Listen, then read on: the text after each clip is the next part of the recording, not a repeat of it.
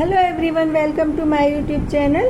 तो गाइज़, आप सभी को श्रावण मास की ढेर सारी शुभकामनाएं। और गाइज़, आज मैं बहुत ही खूबसूरत, ऐतिहासिक और रमणीक अविश्वसनीय स्थल भेड़ाघाट के बारे में बताऊंगी। तो भेड़ाघाट को कई नामों से जाना जाता है, जैसे कि जलप्रपात, धुआंधार इत्यादि।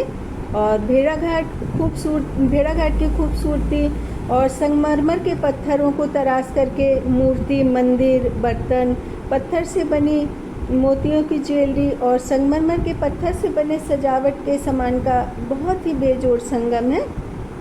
और यहाँ पर कई नई पुरानी फिल्मों की शूटिंग भी हुई है। तो गाइस, भेड़ाघाट भारत के मध्य प्रदेश राज्य के जबलपुर जिले में एक कस्बा और नगर पंचायत है, जो कि नर्मदा नदी के किनारे स्थित है। और यह जबलपुर शहर से 20 किलोमीटर की दूरी पर है। और भेड़ाघाट के पास ही एक रेलवे स्टेशन है, जो कि जबलपुर से भेड़ाघाट जाने के लिए यहाँ पर ऑटो भी चलते हैं। लेकिन अब तो भारत के संपूर्ण शहरों में टूरिस्ट बस चलती है, तो आप बस से भी, पर्यटक वाली बस से भी जा सकते हैं और इससे और भी कई जगहों पर घूमने के लिए जा सकते हैं। और 1895 द सेकेंड जंगल बुक से रूटबार्ड की कहानी रेड डॉग में मोगली को भेड़ाघाट की घाटी पर आधारित एक नदी के किनारे संगमरमर की घाटी में दिखाया गया था, जिसमें बहुत सारे मधुमक्खी के घर थे। और भेड़ाघाट में वास्तविक जीवन की घाटी को मधुमक्खी की जंगली कॉलोनी के लिए एक घर के रूप में भी जाना जाता है। और मधुमक्खियों के छत्ते नर्मदा नदी के पास आज भी देखे जाते हैं। और 1961 में जिस देश में गंगा बहती है नामक फिल्म को यहाँ पर नामक फिल्म की शूटिंग हुई थी। और 1973 में हिंदी फिल्म बॉबी में कुछ रोमांटिक दृश्यों के लिए भेड़ाघाट को चुना गया था। और 2001 में अशोका फिल्म के भी कई दृश्यों की शूटिंग यहाँ पर हुई थी। और उसके अलावा 2013 में टीवी धारावाहिक महाभारत के एपिसोड के शुरुआत में भेड़ाघाट में शांतनु और सत्यवती की मुलाकात को फिल्माया गया था। और उसके अलावा 2011 में विधानसभा चुनाव में कांग्रेस ने यहाँ पर जीत दर्ज की थी। और भेड़ाघाट बहुत ही खूबसूरत टूरिस्ट प्लेस है। चट्टानों के बीच से तीव्र गति से बहती जल की धारा समुद्र की गहराइयों में खो जाती है। और इस समुद्र की गहराई आज तक कोई वैज्ञानिक नहीं नाप सके हैं, जिसे धुआंधार कहा जाता है। और इस धुआंधार को देखने के लिए विदेशी सभी टूरिस्ट आते हैं।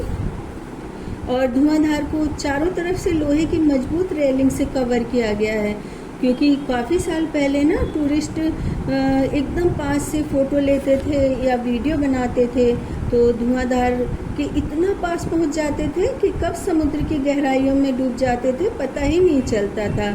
और गोताखोर बहुत कोशिश करते थे, लेकिन समुद्र की गहराई ज़्यादा होने की वजह से दुर्भाग्यवश डेड बॉडी भी नहीं मिल पाती थी। और यहाँ पर छोटे छोटे पत्थरों के बीच शीशे जैसा साफ निर्मल जल ना मन को बहुत सुकून देता है। और मैं तो शादी के पहले भी 1-2 बार कॉलेज की तरफ से यहाँ पर पिकनिक गई थी। और बच्चों के साथ भी, शादी के बाद बच्चों के साथ भी 1-2 बार भेड़ाघाट जा चुकी हूँ। और जब मैं लास्ट टाइम भेड़ाघाट गई थी ना, तब मेरा बेटा भी मेरे साथ में गया था। और मैं और मेरा बेटा धुआंधार के पास चले गए वीडियो बनाते बनाते ना। फिर वहाँ पर एक गाइड ने आकर के हम लोगों को कहा कि नहीं, यहाँ पर तो रेड सिग्नल है। और वहाँ से ना मैंने बहुत खूबसूरत सा रंग बिरंगे मोतियों का एक बैग भी लिया था। और मुझे कांच की चूड़ियों का तो बचपन से शौक़ है, लेकिन वहाँ कांच की चूड़ियाँ नहीं, पत्थर पे रंग बिरंगे मोती थे। तो इस तरह से बहुत खूबसूरत कड़े थे, तो मैं वहाँ से बहुत ही कम रेट में लेकर के आई थी।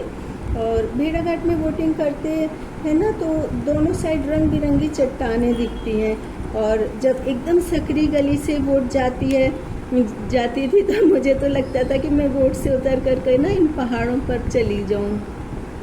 और रात में तो बोटिंग करने में यहाँ की खूबसूरती और भी ज़्यादा बढ़ जाती है, क्योंकि पानी में रंग बिरंगे पहाड़ों का प्रतिबिंब और आसमान के इतने सारे तारे, चंद्रमा और चारों तरफ रंग बिरंगे पहाड़ ना, एकदम लगता है जैसे कि धरती पर स्वर्ग उतर आया हो।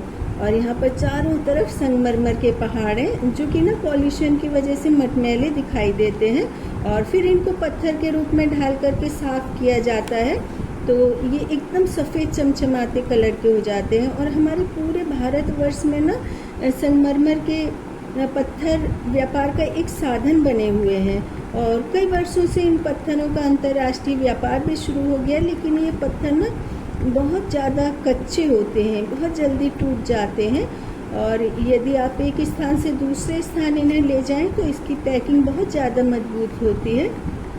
और आप जब भी भेड़ाघाट अपनी फैमिली के साथ जाएं या फिर आप न्यू मैरिड हैं तो आप संगमरमर के सफ़ेद पत्थर पर अपना नाम अंकित करवा सकते हैं, और ये खूबसूरत सा शो पीस जैसा दिखेगा। इसको आप अपने लिविंग रूम में भी रख सकते हैं।